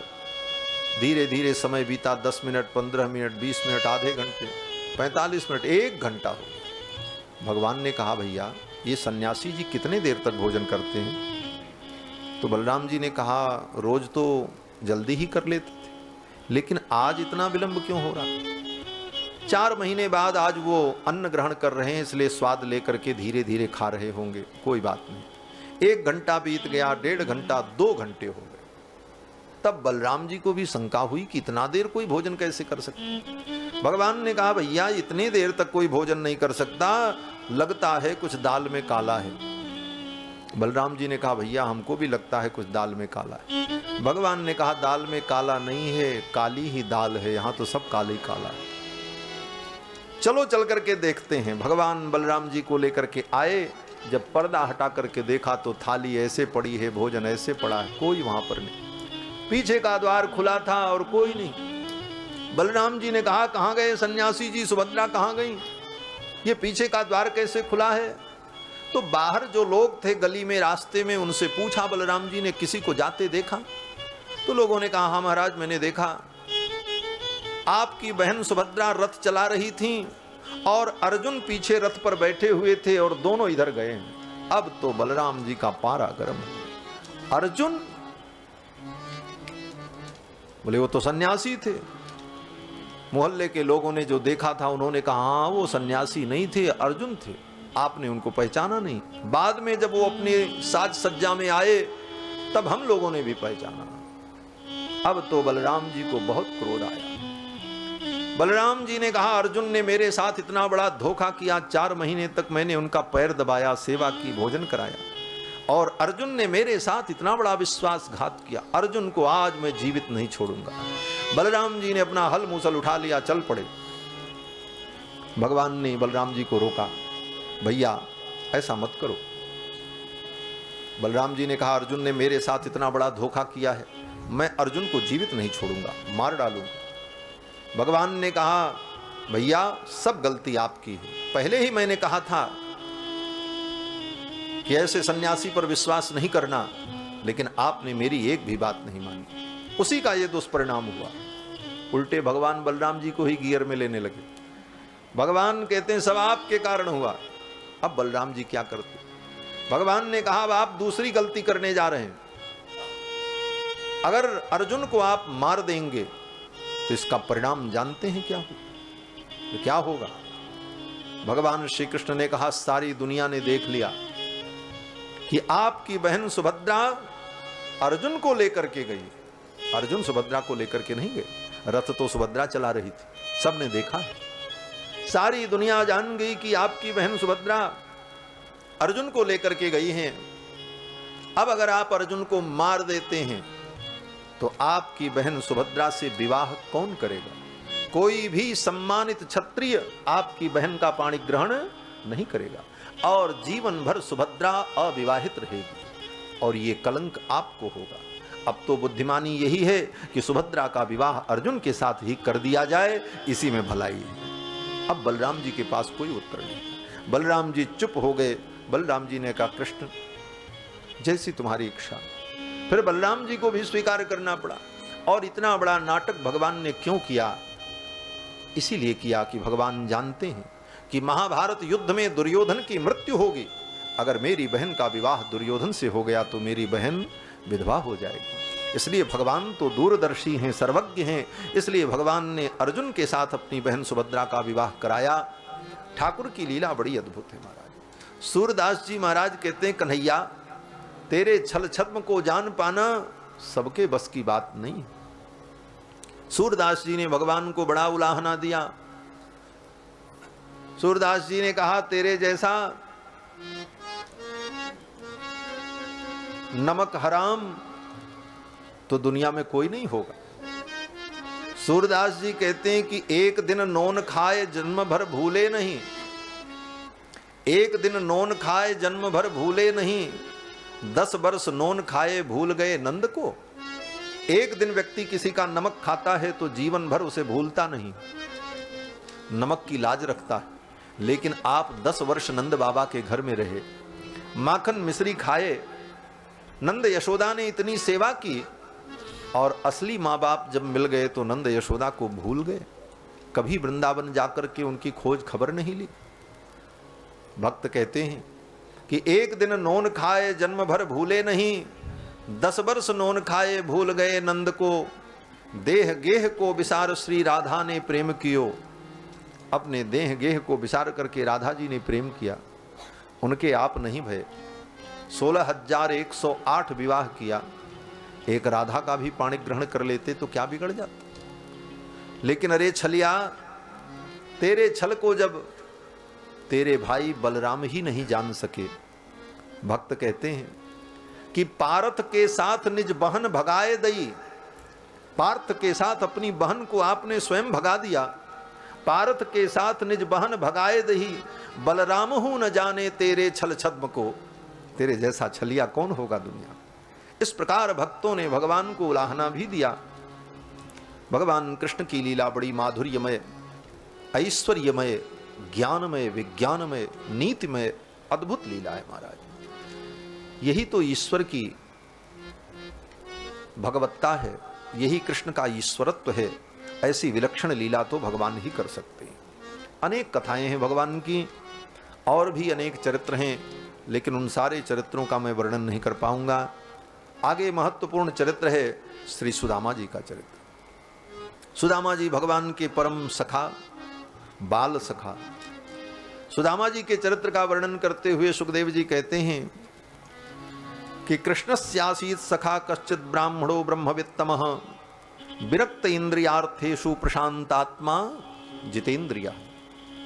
कृष्ण भगवान के सखा सुदामा जी ब्राह्मण और बड़े त्यागी, विरक्त इंद्रियार्थेषु, इंद्रियों के विषय भोग से विरक्त, और अपने नित्य धर्म में, नित्य कर्म में लगे रहते। वेद का पढ़ना पढ़ाना, पठन पाठन, यही इनका परम धर्म। कभी किसी से कुछ मांगते नहीं। यदृक्षयोपपन्नेन वर्तमानो गृहाश्रमी। गृहस्थ आश्रम में रह करके भी गृहस्थ आश्रम को चलाने के लिए उन्होंने कोई आय का साधन नहीं बनाया। सुखदेव जी कहते हैं यदृक्षयोपपन्नेन, यदृक्षा माने भगवान की इच्छा से कोई चीज मिल जाए, कोई दे जाए तो उसी से काम चला लेते थे, किसी से कुछ मांगते नहीं थे। यहां तक कि विद्यार्थियों को पढ़ाते थे सुदामा जी, तो किसी विद्यार्थी से कोई फीस नहीं लेते थे, कुछ नहीं लेते। और न खेती न कोई कारोबार, यहां तक कि किसी जजमान के घर कोई पूजा पाठ अनुष्ठान कराने भी नहीं जाते, ऐसे विरक्त थे। अपनी श्रद्धा से कोई बिना मांगे कुछ दे दे तो उसी में काम चला लेते। वास्तव में ब्राह्मणों का ये त्याग ही उनके सम्मान का कारण होता था। आज ब्राह्मण सुदामा, चाणक्य और परशुराम जैसे महापुरुषों का नाम तो लेते हैं कि हम उनके वंशज हैं, और वही सम्मान चाहते हैं, लेकिन वो सम्मान कब मिलेगा? बोले जब उनके जैसा तुम्हारे अंदर त्याग आएगा तब मिलेगा। इसीलिए ब्राह्मण कभी जातिवादी नहीं रहा। ये अलग बात है, इस जातिवाद की राजनीति में मूर्ख लोग भी इस कार्य में लग गए, लेकिन ब्राह्मण कभी इन चीजों में नहीं रहा और रहना भी नहीं चाहिए, क्योंकि वो सबका मार्गदर्शक है। जब ब्राह्मण की भी इतनी हल्की सोच हो जाएगी तो समाज की क्या स्थिति हो? सारे समाज का मार्गदर्शन करने वाला ब्राह्मण होता, और ब्राह्मण के जीवन में तप और त्याग की प्रधानता थी। और जब उनके जीवन में तप और त्याग होता है तो सारा संसार उनका आदर करता है। इसीलिए तो कहा है कि ब्राह्मण के जीवन का सबसे बड़ा धन उसका ज्ञान और उसकी तपस्या है। ब्राह्मणस्य शरीरोयम क्षुद्र कामाय नेष्यते, कृच्छाय तपसे चैत्य प्रेत्यानंत सुखाय च। ब्राह्मण का शरीर क्षुद्र कार्यों के लिए नहीं मिला है, ब्राह्मण का शरीर तप करने के लिए मिला। तप करो, ज्ञानार्जन करो, और त्याग पूर्वक जीवन व्यतीत करते हुए अपने ज्ञान विज्ञान के द्वारा, अपनी साधना के द्वारा समाज का कल्याण करो, लोक का कल्याण करो, सबका भला करो। ऐसी स्थिति जब ब्राह्मण की होती है तो उस ब्राह्मण को भगवान भी आदर देते हैं, ऐसे ब्राह्मणों को भगवान भी सम्मान देते हैं। और केवल ब्राह्मण के नाम पर हम सम्मान प्राप्त करना चाहें, हमारे जीवन में कर्म न हो, तो ऐसे ब्राह्मण को सम्मान मिलता नहीं और देना भी नहीं चाहिए। हाँ, जो अधिकारी नहीं सम्मान का, उसे क्यों सम्मान दिया जाए? जब तुम्हारे अंदर आचरण होगा, संस्कार होगा, तो किसी से सम्मान मांगने की जरूरत नहीं पड़ेगी, सर्वत्र तुम्हारा सम्मान होगा। विद्वान सर्वत्र पूज्यते। अगर तुम्हारे अंदर ज्ञान होगा, तप होगा, तो सर्वत्र तुम्हारी पूजा और सम्मान होगा। सुदामा जी ऐसे ही ब्राह्मण थे। विरक्त इंद्रियार्थेषु प्रशांतात्मा जितेन्द्रियः, परम शांत जितेन्द्रिय। यदृक्षयोपपन्नेन वर्तमानो गृहाश्रमी। गृहस्थ आश्रम में रह करके भी कोई संचय नहीं करते थे। आज गृहस्थ आश्रम में होने पर व्यक्ति हर गलतियां करता है और उस गलती की भी तरफदारी करता है। कहता महाराज हम लोग तो गृहस्थ हैं, इतना नहीं करेंगे तो गृहस्थी कैसे चलेगी। बोले गृहस्थ हैं इसका मतलब चाहे जो करो, अन्याय करो, पाप करो। गृहस्थी चलाने के लिए भी धर्म की जरूरत है। धर्म पूर्वक जब गृहस्थी चलती है तो वो गृहस्थ, उसकी गृहस्थी आनंदमय होती है। और धर्ममय आचरण जिस गृहस्थ का होता है, ऐसे गृहस्थ के घर में ही भक्त और भगवान अवतरित होते हैं। ऐसे ही गृहस्थ के घर में महापुरुष अवतरित होते हैं। और गृहस्थ जीवन में रह करके अगर धर्म नहीं है तो ऐसे गृहस्थों के घर में पापी और राक्षस पैदा होते हैं, फिर वो सबका विनाश भी करते हैं। तो गृहस्थ धर्म में रहकर, गृहस्थ जीवन में रहकर धर्म के अनुकूल जीवन व्यतीत करना, ये सुदामा जी का विशिष्ट आचरण। और सुदामा जी अपनी गृहस्थी के लिए कहीं कोई साधन नहीं करते, जो कुछ कोई दे दे वही लेकर के काम चला लेते थे। एक दिन पत्नी ने बहुत आग्रह किया कि आप तो भूखे रह जाते हो, हम भी भूखे रह जाते हैं, लेकिन बच्चों को भूखा देखा नहीं जाता, बच्चों की भूख हमसे सहन नहीं होती, बच्चे रोते हैं, कुछ तो उपाय करो। सुदामा जी ने कहा क्या करें। सुदामा की पत्नी ने कहा आप द्वारिका चले जाओ, द्वारकाधीश भगवान कृष्ण आपके मित्र हैं, वो कुछ देंगे तो हमारी विपन्नता दूर हो जाएगी। सुदामा जी ने कहा मैं मांगने नहीं जाऊंगा, मैंने आज तक किसी से नहीं मांगा तो मैं क्यों मांगू।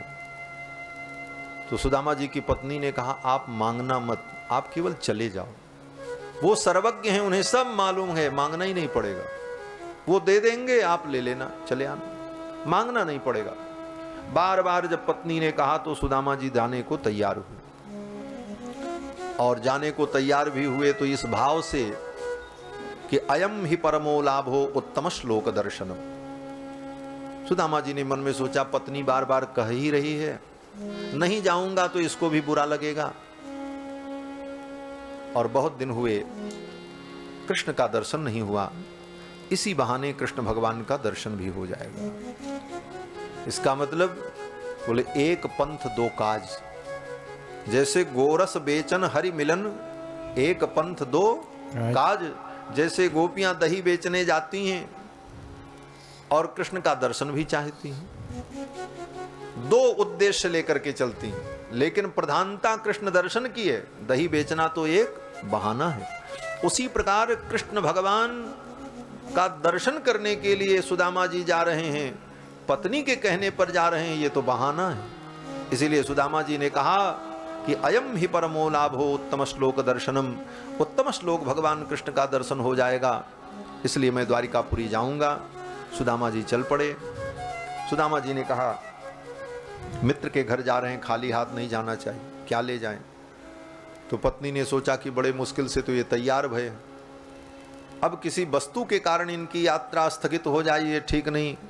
तो पड़ोस से जाकर के 4 मुट्ठी चावल मांग करके सुदामा जी को ला करके दिया। सुदामा जी वो 4 मुट्ठी चावल लेकर के आए। द्वारिकापुरी पहुंचते हैं, भगवान श्री कृष्ण ने सुदामा जी का भव्य स्वागत किया। 4 मुट्ठी चावल सुदामा जी लेकर के आए थे उपहार के रूप में, भगवान ने उसे स्वीकार किया, ग्रहण किया। उस कच्चे चावल को भगवान लेकर के खाने लगे। इति मुष्टिम सकित जग्ध्वा द्वितीयाम जग्धुमादधे। एक मुट्ठी भगवान ने खाया, दूसरी मुट्ठी भगवान खाने चले, तब तक रुक्मिणी जी ने भगवान का हाथ पकड़ लिया। अक्सर कथा में वक्ता लोग कहते हैं कि भगवान ने 2 मुट्ठी चावल खाया, तीसरी मुट्ठी खाने चले तो रुक्मिणी ने हाथ पकड़ लिया।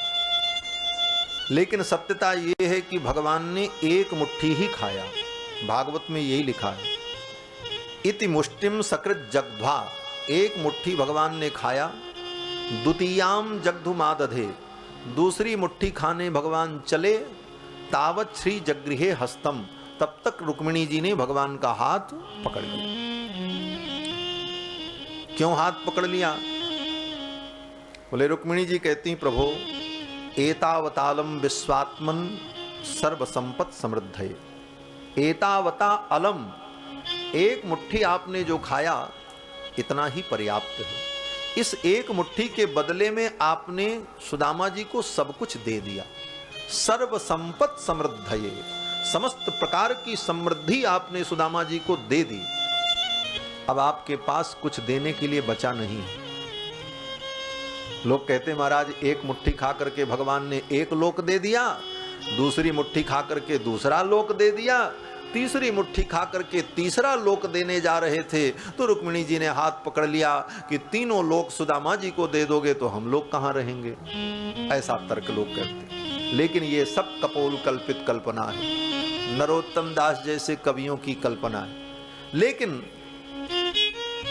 वेदव्यास जी महाराज जो लिखते हैं कि इति मुष्टिम सकृत जग्ध्वा द्वितीयाम जग्धुमादधे, 1 मुट्ठी सुदामा जी के चावल को भगवान ने ग्रहण किया और उसी 1 मुट्ठी के बदले में सुदामा जी को भगवान ने सब कुछ दे दिया।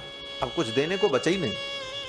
ये रुक्मिणी जी स्वयं कह रही हैं, एतावतालम विश्वात्मन सर्व संपत समृद्धये, समस्त प्रकार की समृद्धि को देने के लिए एतावता अलम, 1 मुट्ठी चावल ही पर्याप्त है। और अगर अब आप दूसरी मुट्ठी खा लेंगे तो इसके बदले में सुदामा को क्या देंगे? आपके पास अब कुछ बचे ही नहीं, क्या दीजिएगा आप? जीवन भर आपके ऊपर सुदामा का कर्ज रहेगा, आप कुछ नहीं दे पाएंगे। क्या देंगे इसके बदले में? मानो रुक्मिणी जी ये कहना चाहती हैं, हे श्याम सुंदर, 1 मुट्ठी चावल खा करके आपने सुदामा जी को सब कुछ दे दिया, अब केवल मैं बची हूं, क्या ये दूसरी मुट्ठी खा करके मुझको भी इस ब्राह्मण के साथ विदा कर दोगे? इस प्रकार रुक्मिणी जी ने जब कहा तो भगवान ने छोड़ दिया। और रुक्मिणी जी का कहने का भाव यह भी था कि हे विश्वात्मन, 1 मुट्ठी चावल तो आपने अकेले खा लिया, ये ब्राह्मण के घर से आया हुआ आशीर्वाद है, प्रसाद है, ब्राह्मण का आशीर्वाद है। 1 मुट्ठी तो आपने अकेले ले लिया, आपके पीछे 16,108 रानियां हैं, कम से कम इतना छोड़ दो, 1-1 कण हम सबको भी तो मिल जाए। भगवान ने छोड़ दिया। फिर वो 3 मुट्ठी चावल जो बचे थे उसको रुक्मिणी जी ने उठा करके अपने आंचल में रखा और 1-1 कण उस चावल के सभी रानियों को दिए हैं, क्योंकि सुदामा जी के घर से आया है, ये ब्राह्मण का आशीर्वाद है। इस भाव से भगवान की समस्त पत्नियों ने उन चावल के कण को ग्रहण किया और भगवान की जितनी पत्नियां हैं 16,108, वो कौन है? बोले सब लक्ष्मी का ही तो स्वरूप है। लक्ष्मी ही जो भगवान की सनातन पत्नी है, वही 16,108 रूपों में प्रकट हैं लीला में, कोई अलग थोड़ी। लक्ष्मी जी के ही वो सब रूप हैं। तो उन सब ने सुदामा जी के ऊपर कृपा की और सुदामा जी को अपूर्व संपत्ति प्राप्त हो गई। और सुदामा जी महाराज का दिव्य स्वागत भगवान ने किया, चरण प्रक्षालन किया, भोजन कराया, विश्राम कराया। और दूसरे दिन ही सुदामा जी ने कहा, भैया अब हम जाएंगे। तो भगवान ने कहा ठीक है जाओ। सहर्ष भगवान ने सुदामा जी को विदा कर दिया और जाते समय सुदामा जी को भगवान ने एक फूटी कौड़ी भी अपने हाथ से नहीं ली। जैसे आए थे सुदामा जी वैसे ही गए, यहां तक कि नया कपड़ा भी नहीं दिया। वही फटी धोती पहने सुदामा जी आए और वही फटी धोती पहने सुदामा जी गए। अपने हाथ से एक फूटी कौड़ी भी उठा करके भगवान ने सुदामा जी को नहीं दिया। क्यों नहीं दिया? क्योंकि भगवान जानते हैं कि सुदामा मेरे मित्र हैं, अगर मैं इनको कुछ दूंगा तो मुझे देने का अभिमान होगा और सुदामा को लेने में संकोच होगा, और मैं अपने मित्र को संकोच में डालूं ये ठीक नहीं। इसलिए ठाकुर ने अपने हाथ से सुदामा जी को कुछ नहीं दिया। और सुदामा जी का जो स्वागत भगवान ने किया, अपने पलंग पर बैठाकर, स्वयं भूमि पर बैठकर अपने हाथों से सुदामा जी के चरण धोए महाराज। भगवान जब सुदामा जी को अपने पलंग पर बैठाकर भगवान चरण धो रहे थे, तो भगवान की जो पलंग अंतःपुर की दिव्य धवल मणिमय पलंग थी, और उस अंतःपुर में ब्रह्मादिक देवताओं का भी प्रवेश संभव नहीं था। ब्रह्मादिक देवता भी भगवान के दरबार में आकर के वहीं से प्रणाम करके वहीं से विदा होते थे, आगे जाने का अधिकार देवताओं को भी नहीं था। लेकिन अपने उस निज कक्ष में ले जाकर के सुदामा जी को भगवान ने बैठाया, स्वागत किया। जब पलंग पर बैठाकर सुदामा जी का चरण धो रहे थे तो रुक्मिणी जी को अच्छा नहीं लगा। पहली बार तो रुक्मिणी जी के मन में बड़ा अटपट भाव आ गया। रुक्मिणी जी ने सोचा, कहां से इस गंदे मैले कुचैले ब्राह्मण को ला करके मेरे बिस्तर पर बैठा दिया है? श्रियाहीनेन लोकेस्मिन गर्हितेनाधमेन च, इस अधम गर्हित ब्राह्मण को ला करके मेरे पर्यंक पर बैठा दिया। किमनेन कृतम पुण्यम, इस अवधूत ने, इस दरिद्र ने कौन सा पुण्य किया था? अवधूतेन भिक्षुणा, कि साक्षात त्रिलोकी के स्वामी, योसौ त्रिलोक गुरुणा, जो त्रिलोक के स्वामी हैं वो इसका चरण धो।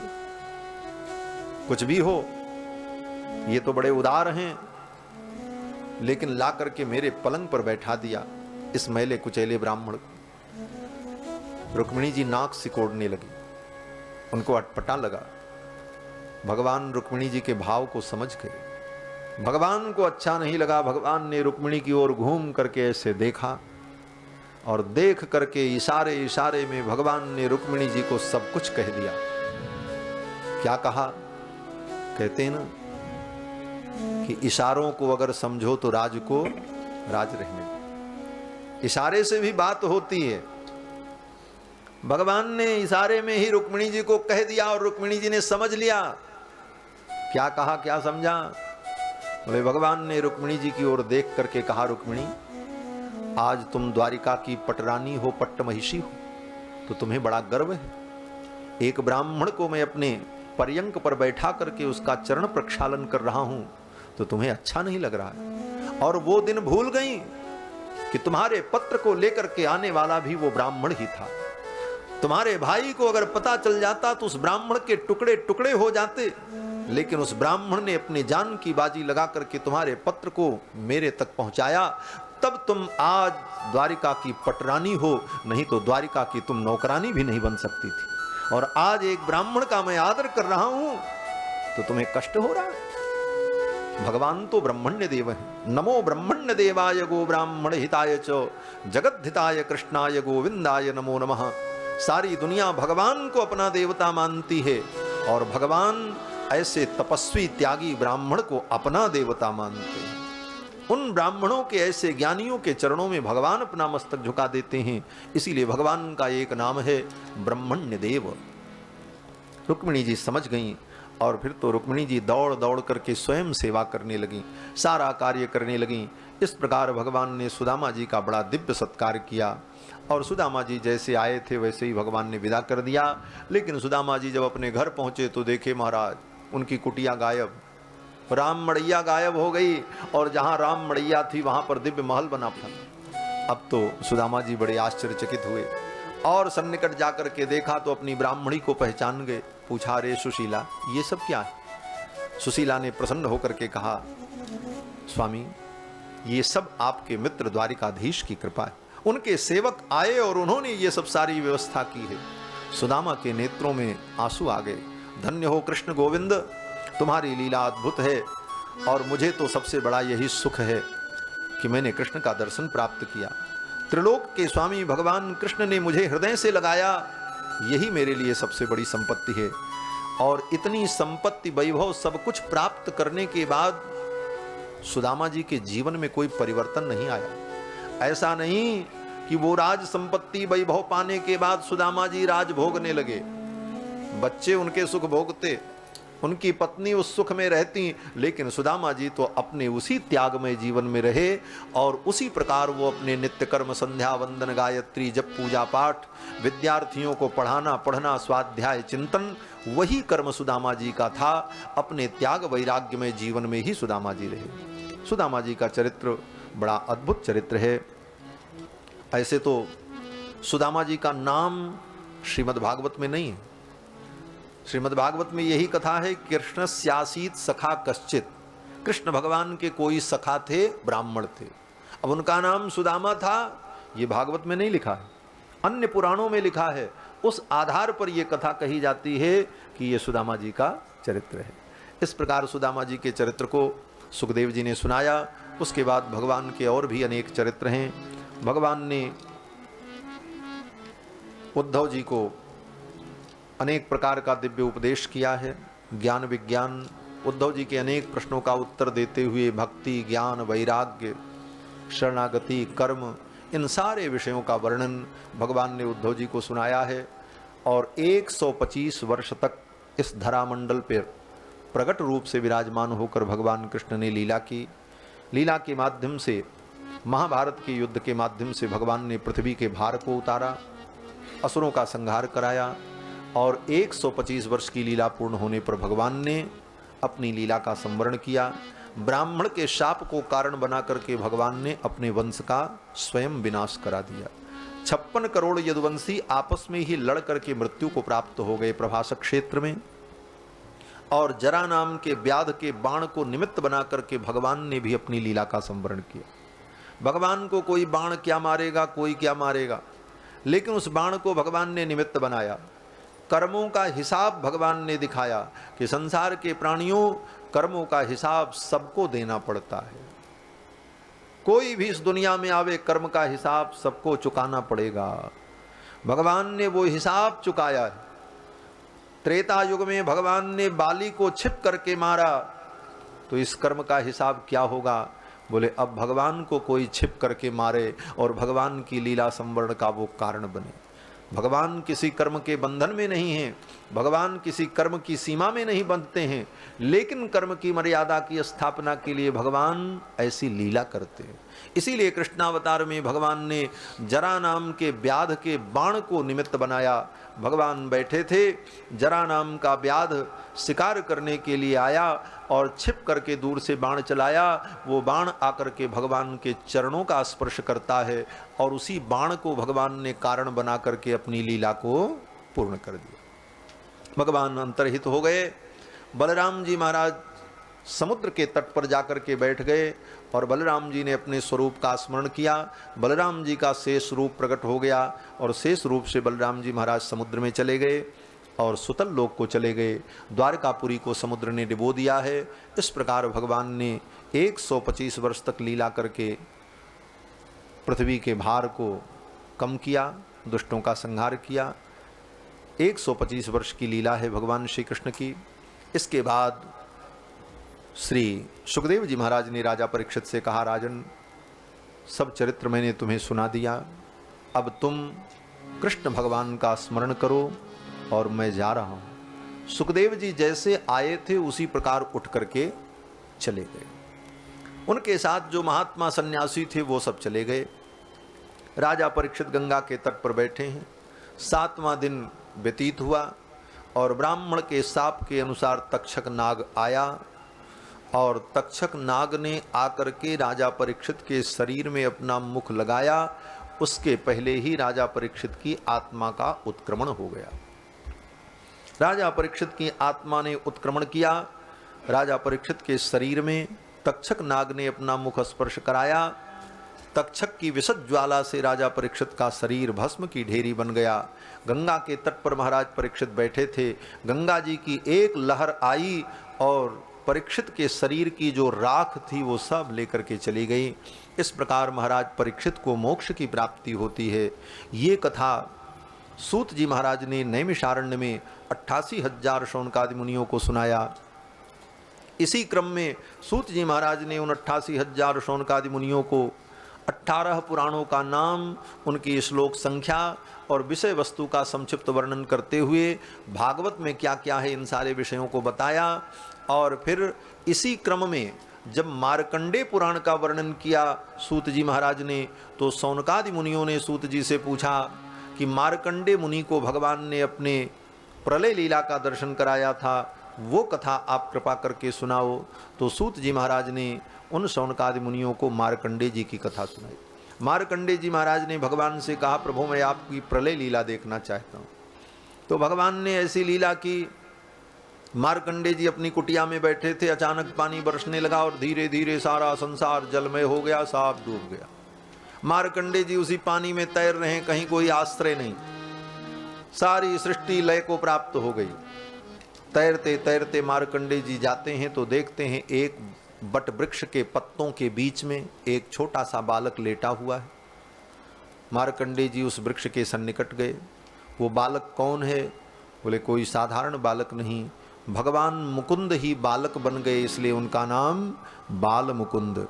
तो बाल मुकुंद भगवान अपने पैर के अंगूठे को मुख में रख करके पी रहे थे। मार्कंडे जी जब सन्निकट गए तो बाल मुकुंद भगवान ने पैर का अंगूठा पीना छोड़ दिया और मुंह खोल करके जमाई ली। तो मार्कंडे जी भगवान के पेट में चले गए। पेट में गए तो वहाँ भी अथाह जल, अनंत अनंत प्रलय का जल दिखाई पड़ा। फिर बाहर आए, फिर भीतर गए। इस प्रकार भगवान मुकुंद के पेट में जाते बाहर आते कई बार बाहर भीतर जाकर मार्कंडे जी व्याकुल हो गए और प्रार्थना करने लगे, हे प्रभो ताहिमाम त्राहिमाम।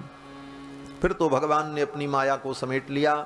ज्यों ही भगवान ने अपनी माया को समेटा तो न कहीं पानी न कहीं प्रलय, मार्कंडे जी अपनी कुटिया में बैठे थे।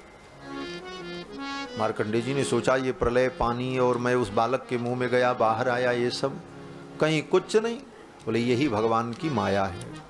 इसीलिए वेदांतियों ने कहा ब्रह्म सत्यम जगन मिथ्या। अब आप ये कहोगे जब जगत मिथ्या है, स्वप्न के समान, तो ये जो कथा प्रवचन ज्ञान विज्ञान बोले ये भी सब मिथ्या ही है, फिर सत्य किसको माने? है? भाई जब जगत मिथ्या है स्वप्नवत, तो फिर हम आप जो ये कथा ज्ञान विज्ञान की बातें कर रहे हैं, बोले ये भी सब मिथ्या। बोले नहीं, स्वप्न में सब कुछ मिथ्या तो होता है, स्वप्न में सब मिथ्या होता है। रथ भी मिथ्या, घर भी मिथ्या, सारी वस्तुएं झूठी स्वप्न की, लेकिन एक चीज सत्य होता है। बोले क्या? बोले स्वप्न देखने वाला सत्य होता है, वो झूठा नहीं होता। क्यों? बोले वो झूठा होता तो जागने के बाद बताता कैसे? तो दृष्टा वहां पर सत्य है, दृश्य असत्य है। उसी प्रकार इस जगत में हम आप सत्य हैं, लेकिन ये जगत असत्य है। हम जो अनुभव कर रहे हैं, जो कह सुन रहे हैं, समझ रहे हैं, ये तो सत्य है, लेकिन दिखने वाला जगत असत्य है। जिस प्रकार स्वप्न का दृष्टा तो सत्य होता है, लेकिन दृश्य सत्य नहीं होता, उसी प्रकार जगत के हम दृष्टा के रूप में सत्य हैं, लेकिन दृश्य के रूप में ये जगत असत्य है। यही ब्रह्म सत्यम जगन मिथ्या का सिद्धांत है। मार्कंडे जी की कथा सूत जी ने शौनकादि मुनियों को सुनाई और अंत में सूत जी महाराज ने शौनकादि मुनियों को भागवत की महिमा बताई कि ये भागवत पुराण 18 पुराणों में उसी प्रकार श्रेष्ठ है जिस प्रकार समस्त नदियों में गंगा जी श्रेष्ठ हैं, जिस प्रकार समस्त भक्तों में भगवान शिव श्रेष्ठ हैं। और अंत में सूत जी महाराज ने शौनकादि मुनियों को बताया कि हे मुनियों, भागवत कथा सुनने के बाद भगवान से केवल एक प्रार्थना करनी चाहिए। बोले क्या प्रार्थना करनी चाहिए? बोले भगवान से यही मांगो, आप इतना करना कि आपके चरणों की भक्ति मुझे मिले। भवे भवे यथा भक्ति ही पादयोस्तव जायते तथा कुरुस्व देवेशो नाथस्तन्नो यतः प्रभो। हे प्रभो, ऐसी कृपा करना कि आपके चरणों की भक्ति हमें मिले और जिन प्रभु के नाम संकीर्तन से सारे पाप नष्ट हो जाते हैं, ऐसे भगवान के चरणों में हम प्रणाम करते हैं। ऐसा कहकर सूत जी ने अपनी वाणी को विराम दिया। तो आइए श्रीमद् भागवत महापुराण के अंतिम श्लोक का उच्चारण करके हम लोग भी श्रीमद् भागवत की इस कथा को पूर्णता प्रदान करें। पहले मैं बोलूँगा, फिर आप लोग बोलेंगे। नियम है कि श्रीमद् भागवत कथा के अंत में भागवत के अंतिम 2 श्लोकों का उच्चारण करके भगवान को प्रणाम करके भागवत की कथा को पूर्ण करना चाहिए। और इन दोनों श्लोकों का भाव क्या है, जो अर्थ चिंतन मन में करना है। अर्थ चिंतन यही है कि हे प्रभु, आपके चरणों की हमें भक्ति मिले, भले हमारा जन्म कहीं भी हो। आपके संकीर्तन से, आपके ध्यान से सारे पाप नष्ट हो जाते हैं, इसलिए हे प्रभु आपके चरणों में हम प्रणाम करते हैं। यही भाव है। और पहले मैं बोलूँगा, फिर आप लोग बोलेंगे। भवे भवे यथा भक्ति, भवे भवे यथा भक्तिः पादयोस्तव जायते, पादयोस्तव जायते, तथा कुरुष्व देवेश, तथा कुरुष्व देवेश, नाथस्त्वन्नो यतः प्रभो, नाथस्त्वन्नो यतः प्रभु, नाम संकीर्तनं यस्य, नाम संकीर्तनं यस्य, सर्वपापप्रणाशनं, सर्वपापप्रणाशनं, प्रणामो दुःखशमनः, प्रणामो दुःखशमनः, तं नमामि हरिं परं, तं नमामि हरिं परं, हरये नमः, हरये नमः, हरये नमः, हरये नमः, हरये नमः। हरये नमः। बोलो वृंदावन बिहारी लाल की जय। श्री कृष्णचंद्र भगवान की जय। श्री सुखदेव भगवान की जय। श्री वेदव्यास भगवान की जय। सब संतन की जय। सब भक्तन की जय। जय जय श्री राधे श्याम। भगवान श्री कृष्ण की मंगलमयी कृपा के फलस्वरूप 7 दिनों तक हम लोगों ने अपनी गति और मति के अनुकूल और जिनके संकल्प से ये कार्यक्रम संपन्न हुआ, वंदनीय श्री माता जी, उनके लिए भी मंगल कामना, स्वास्थ्य लाभ की कामना एवं समस्त श्रोताओं के लिए व्यासपीठ से यही प्रार्थना कि भगवान के चरणों की भक्ति आप लोगों को प्राप्त हो, आपका मानव जीवन धन्य हो और भगवान के चरणों में मन लगे, यही कामना करते हुए अपनी वाणी को विराम देते हैं। सबको साधुवाद, धन्यवाद। समस्त श्रोताओं के लिए मंगल कामना। जय श्री कृष्ण, जय श्री राधे।